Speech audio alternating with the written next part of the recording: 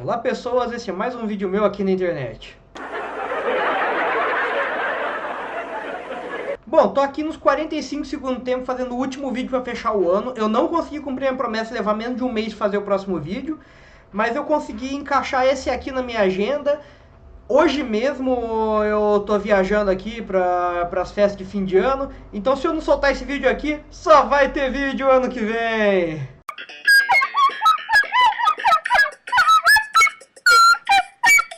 Bom, indo finalmente pro tema de hoje, chega essas piadas horríveis. Eu vou dar continuidade à minha série O Mercado Funciona.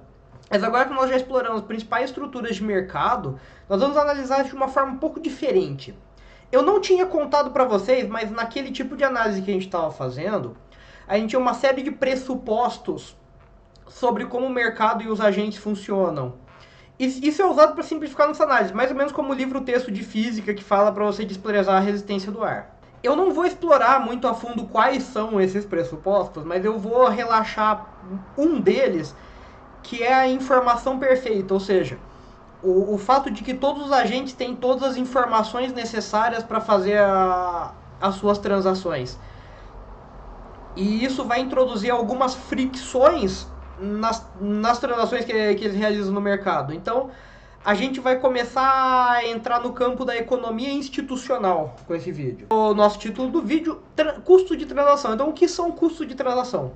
São custos implícitos que dificultam as transações, colocam alguns impasses, alguns entraves nas trocas voluntárias que as pessoas realizam no mercado. Então, não são custos de transação, por exemplo, custo de transporte ou impostos. Esses são custos explícitos, mensuráveis, facilmente repassáveis para os preços. Eu estou falando de algo um pouco mais complexo. Um exemplo clássico de custo de transação é câmbio. Por mais que a taxa de câmbio seja conhecida, você tem alguns inconvenientes ao comercializar em moeda estrangeira. Você tem uma incerteza em relação à taxa de câmbio no futuro, que pode fazer você perder um pouco de dinheiro nesse processo. E você tem o inconveniente de obter moeda estrangeira. Nem sempre isso é um processo trivial. E aqui nós podemos ver, por exemplo, que esse custo é agravado quando você tem um país com regras cambiais muito complexas. Por exemplo, era o caso do Brasil antes da década de 90. Eu não quero entrar muito em finanças internacionais nesse vídeo, mas esse conceito de custo de transação foi um dos argumentos para a criação do euro. O euro foi baseado em uma teoria chamada área monetária ótima. Eu vou deixar um artigo aqui na descrição que embasa esse conceito. Que é a ideia de que quando você tem um grupo de países geograficamente próximos e com uma taxa de produtividade semelhante, eles podem ter uma moeda comum e que isso vai reduzir o custo de transação, vai aumentar o comércio entre esses países e vai aumentar o crescimento potencial deles. Essa é a ideia por trás da criação, por exemplo, do euro. Então nós podemos perceber que o Estado foi extremamente importante para reduzir uma série de custos de transação que existiam na economia. Uma das medidas mais importantes nesse sentido foi a unificação de pesos e medidas. Outra delas foi a criação de vias públicas que garantem que os fluxos possam existir entre as regiões. Imagina um inferno que devia ser, por exemplo, você ser um mercador na Europa Central do século VIII. Você não tem nem a garantia de que você vai conseguir chegar em outra cidade, porque um senhor no meio do caminho pode barrar o trânsito, ou pode colocar um pedágio que torne proibitiva essa viagem, que vai destruir a sua margem de lucro. E você vai chegar nessa outra cidade, se você conseguir, e eles vão usar outras unidades de medida, que você vai ter que se adequar a isso, vai ter que pesar suas mercadorias de outra forma. Imagina o inferno que era você ser um mercador nesse contexto. O tipo de custo de transação muito importante na dinâmica das empresas atuais, algo que é mais relevante hoje, é o que decorre da especificidade dos bens. Traduzindo, às vezes uma empresa precisa de um bem muito específico, com uma qualidade muito específica, ou que atenda a uma série de requisitos. Isso torna muito difícil a empresa simplesmente ir para o mercado, ver o que está disponível e comprar. Porque sempre existe o risco dela não encontrar algo que se encaixe nesses requisitos, ou de não ter a qualidade certa. Então, você precisa de algumas soluções que fogem da simples troca voluntária no mercado. Uma forma de fazer isso é assinar um contrato com o fornecedor. Então, nesse contrato, você especifica exatamente o bem que você precisa, garante uma exclusividade por um tempo e alguns termos especiais que vão justificar a atenção especial que esse fornecedor vai ter que dar ao seu produto. Você elimina esse custo de transação, você reduz essa incerteza que você tinha para comprar aquele bem. Mas existem casos onde nem isso é suficiente. Então, a empresa decide ou produzir internamente aquele bem ou adquirir um fornecedor e colocar ele dentro de casa. E como nós discutimos no vídeo sobre comércio, não é vantajoso para uma empresa ficar fazendo tudo dentro de casa, né?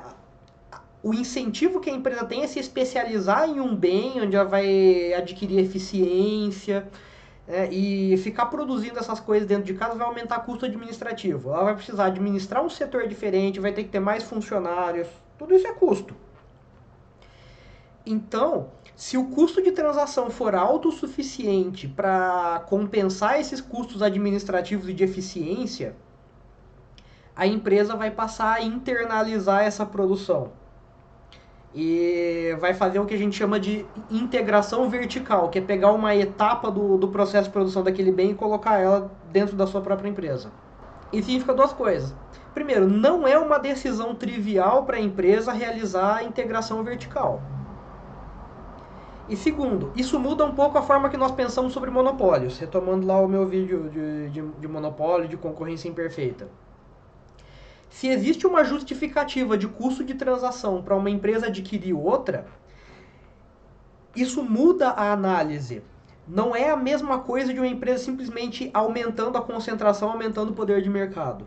Então essa é uma implicação importante da teoria de custo de transação para políticas públicas. Isso tem que ser considerado em órgãos de defesa da concorrência, por exemplo, o CAD. Se ele determinar que existe uma justificativa de eficiência por custo de transação, isso vai mudar bastante as resoluções dele sobre aquela aquisição que foi proposta. Isso também significa que quanto maiores os custos de transação em uma economia, maiores vão ser as firmas. Então aqui a gente tem uma justificativa do ponto de vista de justiça social e de combate à desigualdade para simplificação de regras dentro da economia, para a tal da agenda republicana que a gente está defendendo aqui. Um outro ponto importante de custo de transação, que eu vou passar um pouco rápido porque eu não tive tanto tempo de elaborar, mas talvez eu aprofunde mais, e já começa a entrar mais na parte institucional mesmo da coisa, então é algo que eu quero falar mais no futuro, é a presença de comportamento oportunista e a subsequente necessidade de desenhar regras para coibir esse oportunismo. Nós já exploramos um pouco isso quando nós falamos de bens públicos. É o problema do caroneiro, né? O cara que recebe iluminação pública de graça e que se recusa a pagar por isso. Isso é um custo de transação porque está afetando a sua decisão de produzir e comercializar um bem. Esses problemas começam a aparecer mais quando você tem políticas públicas mais sofisticadas ou quando você entra em contratos, os contratos precisam ser bem desenhados e, via de regra, como existe assimetria de informação, as pessoas não têm informação completa sobre o problema, os contratos não são perfeitos, você sempre tem algum tipo de falha no desenho do contrato ou no desenho de uma política pública. E uma questão que está intimamente atrelada ao comportamento oportunista é algo que se chama enforcement, que é a capacidade de fazer valer um contrato.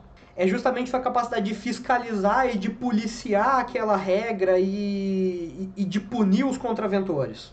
É por problemas de enforcement que algumas leis não pegam. Porque geralmente elas exigem que se controle algum comportamento que não é fiscalizável ou que não é policiável. Colocando um exemplo simples aqui, o Bolsa Família é um programa muito eficiente, entre outras coisas, porque ele não exige uma fiscalização muito complexa. Você precisa de alguns controles que podem ser facilmente feitos a nível municipal para controlar número de membros de cada família e renda familiar, que vão ser mantidos ao longo do tempo. E os recursos são diretamente transferidos para o beneficiário. É muito diferente, por exemplo, do Minha Casa Minha Vida, que era um programa mais centralizado, onde você envolve centenas de contratantes, tem uma dificuldade maior de fiscalizar a qualidade individual dos empreendimentos. E com isso que a gente está falando, a gente já pode até ter algumas ideias de como melhorar esse tipo de programa e tornar ele mais eficiente. Então, mas eu vou deixar isso aqui para vocês, se quiserem arriscar alguns palpites aqui nos comentários. Então, esse tipo de programa já é muito mais sujeito a fraudes do que algo mais simples e mais direto como Bolsa Família. Enfim, o vídeo vai ficando por aqui.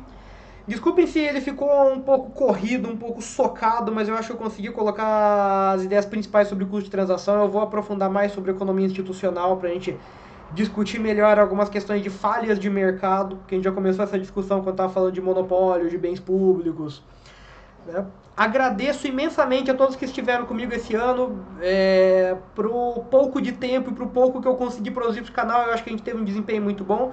Agradeço já termos batido a marca de 300 inscritos. Espero que venha muita mais coisa esse ano. Boas festas e até o ano que vem.